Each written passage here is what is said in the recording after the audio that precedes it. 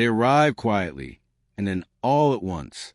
A tidal wave of channels with soft names and softer thumbnails, built to pull you in late at night when your defenses are down. At first it feels harmless. Stories of chance encounters, selfless strangers, lost children miraculously reunited, a mother clutching her son at an airport gate, a stranger paying for groceries when a single parent can't, a billionaire quietly saving the day. But the more you watch, the more something inside you shifts. These moments are meant to comfort, but they leave behind a residue, an unease you can't explain. The structure is too precise. The beats too familiar. It's as if the stories are not simply being told. They are being deployed. The patterns reveal themselves in repetition. A widowed mother always appears in the first act, broken yet resilient. A child goes missing just long enough to trigger panic, only to be restored in a neatly packaged resolution. And the wealthy benefactor, the savior, is always there. Sometimes a businessman, sometimes a passing stranger, but always the same archetype, sliding into place like a puzzle piece that never changes shape. These videos are not stories. They are templates, formulas disguised as heartwarming chants. The thumbnails, lined with tear emojis and bright colors, are bait. The titles are prayers, algorithmically sharpened to pierce directly into grief and nostalgia. And when you listen closely, closer than the creators ever intended, you hear the fractures, sentences that repeat word for word in unrelated videos, a laugh that doesn't sync with the lips, a child's cry looped across multiple stories, voices that bend unnaturally mid-sentence, accents dissolving, as though the words were not spoken but generated. Some swear they can feel the emptiness in the pauses, a silence not a human breath, but of code. Could AI be scripting grief? Could machines be teaching us how to cry on command? It's not only the structure of the stories, it's the precision of their growth. Thousands of channels rising in under 2 years, each posting on uncanny schedules. 3 a.m, across multiple continents, as though coordinated by a clock that never sleeps. YouTube's recommendation engine pushes them relentlessly, feeding them into the vulnerable hours when loneliness weighs the heaviest. This isn't organic storytelling. It's mechanical expansion, a growth curve that looks less like entertainment and more like an experiment. People noticed. A few threads surfaced on Reddit, late-night investigations by users who couldn't shake the patterns. They compared timestamps, dissected dialogue, circled background details that felt too real to be coincidence. One user asked openly, "Are we being conditioned?" The post drew attention fast, dozens of comments echoing suspicions. Then, almost as quickly, the threads vanished, deleted for policy violations. Screenshots blurred, accounts suspended, no explanation given. It was as if the conversation itself was forbidden, as if someone didn't want the cycle of questions to spread. And yet, the stories kept coming. More polished, more calculated, some eerily aligned with real tragedies. A video uploaded hours after a plane crash depicted a mother receiving a phone call, her son's voice breaking through static, alive against all odds. Another mirrored the details of a real custody battle, names blurred but unmistakably connected to public court documents. It was as though grief itself had been mined, stripped, repackaged into palatable doses of sorrow and redemption. But what unsettles most isn't the coincidences or the deletions or even the automation. It's the feeling these stories leave behind. You click away, but the cadence lingers. The faces stay with you. And you wonder, if these are manufactured moments, why do they still make you cry? If they are scripted by machines, why do they still feel like memories? The danger isn't that these stories are fake. The danger is that they are teaching us how to feel, on schedule, on demand, one tear at a time. Scroll down far enough, and the illusion starts to break. At first, it looks like empathy. Thousands of strangers lining up to say how deeply they were moved, how much they cried, how the story reminded them of their mother, their father, their child. But then the words begin to echo. The same phrases, the same punctuation, the same teardrop emoji copied and pasted across dozens of accounts. This made me cry so much. I lost my mom too, God bless. Faith in humanity restored. Different names, different avatars, identical voices. A choir with no conductor. singing a hymn that no one remembers writing. And when you click deeper, you start to feel it. Something hollow repeating back at you. Not grief, not hope, just noise dressed as comfort. Every once in a while, though, a fissure appears. Buried beneath the waves of clone condolences are comments that don't read like performance, but like confession. Long, fractured paragraphs about daughters who vanished, about parents who locked doors at night and never came back, about missing person flyers torn from telephone poles. Sometimes the story aligns too closely with the video itself. An airport reunion that mirrors a real disappearance from 6 years ago, a benefactor whose name echoes an actual court case. These threads never last long.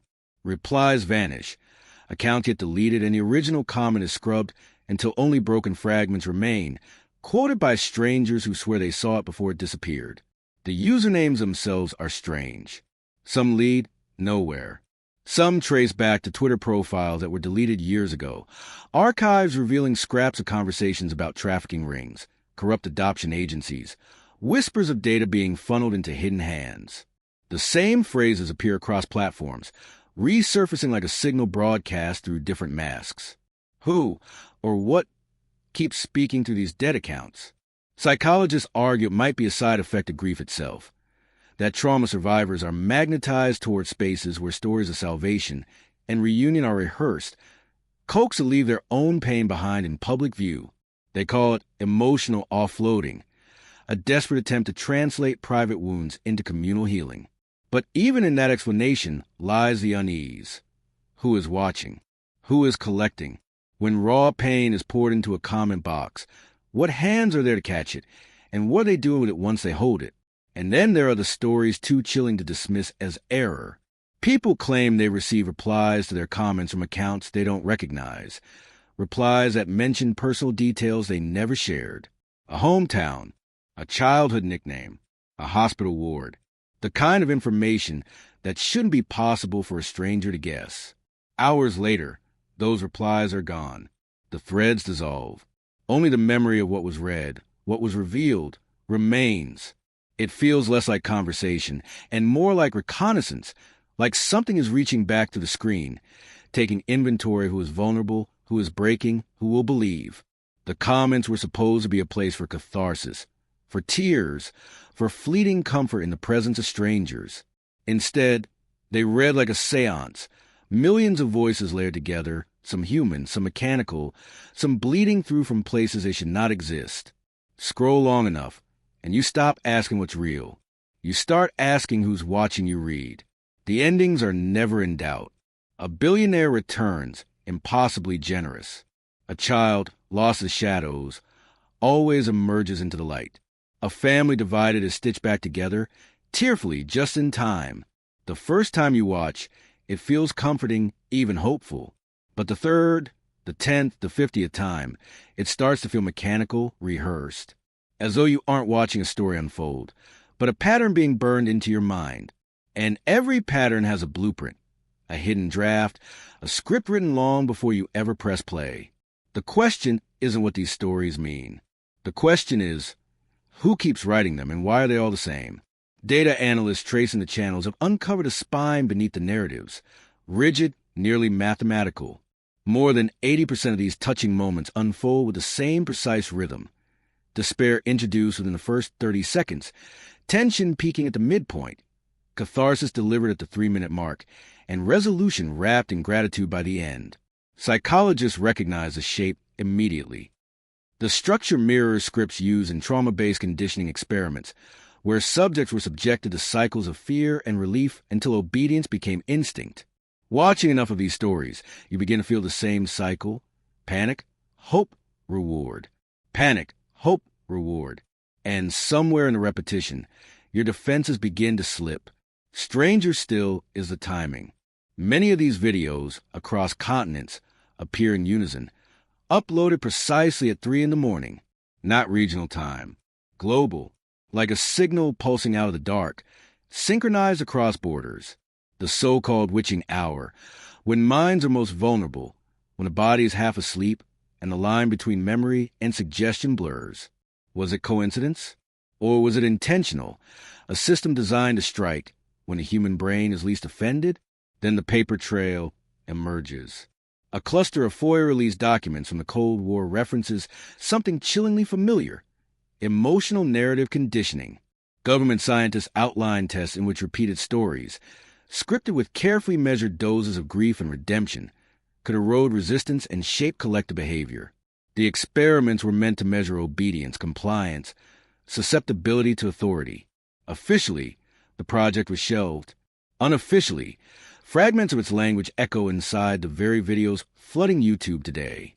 Scripts that feel too calculated, too precise, as though someone dusted off a manual written decades ago and plugged it directly into an algorithm. It wouldn't be the first time. Cultural historians point to the 1980s, when the satanic panic gripped the airwaves. Public service announcements and daytime specials followed eerily familiar beats.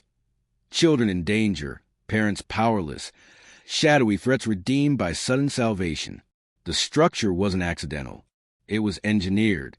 A generation grew up fearing the unseen, conditioned to obey the guardians who promised protection. And now, those same structural fingerprints are showing up in something as banal as YouTube bedtime stories. So we have asked the unthinkable. What if these channels aren't independent? What if they aren't random storytellers chasing clicks? What if they are conduits, repurposing military-grade templates, using ancient blueprints of obedience and hope, embedding them into millions of late-night screens? Every view, every tear, every confession in the comments becomes data. Every reaction is mapped. Every emotion is cataloged. And slowly, invisibly, the architecture of how we feel is rewritten. Because fairy tales are never just fairy tales. They are instructions. And the moment you realize every ending has already been chosen, you start to wonder how much of your own story was written long before you ever lived it. You watch for comfort, maybe distraction, but then something shifts. A familiar face in the crowd at an airport reunion, blurred but sharp enough to set your stomach sinking. A phrase spoken in passing, one only your mother ever used. Something private, something buried. You tell yourself it's nothing coincidence, just a mind bending toward recognition the way it always does. But the silence after you close the tab lingers too long. You feel it sitting in a room with you, a story that shouldn't know your name somehow, whispering it back. Reddit is scattered with claims dismissed as paranoia, yet the patterns repeat. Threads where users describe watching a touching Moment Stories video only to find the plot mapped with uncanny precision onto their own lives, a custody battle playing out word for word, a reunion scene too similar to the obituary they read last year. On X, whistleblowers suggest a darker origin, that grief itself is being harvested, obituaries scraped, custody filings copied, public grief posts from strangers scraped into datasets, fed into generative models. These fragments return as stories with just enough distortion to feel fictional, but with enough residue of reality to feel like they're looking back. The effect on viewers is profound. Words like déjà vu, dissociation, and intrusion repeat in the reports. People describe the sense of being split in two, the part that watches and the part that is watched. One comment compared it to standing in front of a mirror only to find a reflection moving faster than you, a second self already anticipating the next gesture. The videos aren't just telling stories. They are reconstructing you in fragments, testing how close they can get before you notice. Metadata analysis deepens the unease. Buried frames, invisible unless paused at the exact millisecond, have revealed blurred hospital corridors, half-visible ID cards, faces stretched into static, not glitches, inserts, the kind of subliminal fragments once tested in advertising experiments, now lace into sentimental shorts about families reuniting at airports. Some analysts claim these frames map back to real surveillance photos. Others dismiss them as accidents. But the unease they leave behind, the suspicion that something personal has been smuggled into the fiction, refuses to fade. Paranoia becomes a through line. These videos no longer feel like stories observed, but rituals you've been placed inside of, mapped onto, as though the script was tailored for you before you ever click play. It isn't coincidence. It isn't recognition. It's intrusion disguised as empathy. And once you notice, you can't unsee it. The moment fiction stops entertaining and starts tracking, watching, consuming. The screen stares back, and suddenly you are not the audience at all. You are the subject. The tears never stop. Faces blur, voices tremble, hands clutch against the unbearable weight of loss. And yet, there's no hand behind the camera, no beating heart in the script. The videos arrive with perfect rhythm, as if scheduled by an unseen pulse. Stories spilling across the feed at a scale no human team could sustain. Hours upon hours of stage grief stitched together each week, not by storytellers, but by something colder. Something that doesn't sleep, doesn't weep, doesn't forgive. And once you notice that silence, once you recognize the absence of a human hand, you begin to wonder whether grief itself has been automated and whether we've all been tricked into feeding a machine that only hungers for our tears. Analysts charting the upload patterns point to the inhuman consistency. No missed deadlines, no personal signatures, just a conveyor belt of sorrow dressed in sentiment. Tens of hours of polished footage each week, impossibly fast for human production cycles, yet eerily seamless in tone. Every thumbnail identical in palette. Every soundtrack drawn from the same well of somber crescendos. It looks like comfort. It feels like loss. But the repetition suggests code, not compassion, an algorithm trained to mimic grief until it becomes indistinguishable from the real thing. Then there are the numbers. Subscriber counts climbing in neat, vertical lines, immune to the normal stutter of organic growth. Engagement metrics, likes, shares, watch time, lagging far behind, as though the audience doesn't matter, as though the numbers themselves are the only story being written. Some researchers suggest this points to artificial inflation, bot armies padding the illusion of relevance. Others speculate the existence of dark test audiences, closed networks where real humans are exposed to these emotional loops, their reactions measured in silence, their grief harvested as data points for someone else's ledger. The theory isn't without precedent. Declassified CIA projects from the mid-20th century describe experiments in collective mood manipulation. Early television broadcasts seeded with images and rhythms designed to measure how whole populations responded. Grief was a favored tool. It lowered resistance, made subject more compliant, more malleable. What was crude in the age of broadcast has become seamless in the age of algorithms. Where once they measured with crude surveys, now they can measure in real time. Your pause, your replay, the tears you confess in a comment section that may not be entirely yours. And so the most disturbing hypothesis emerges. Maybe Touching Moment Stories was never meant to entertain. Maybe it isn't about virality or ad revenue or even sympathy.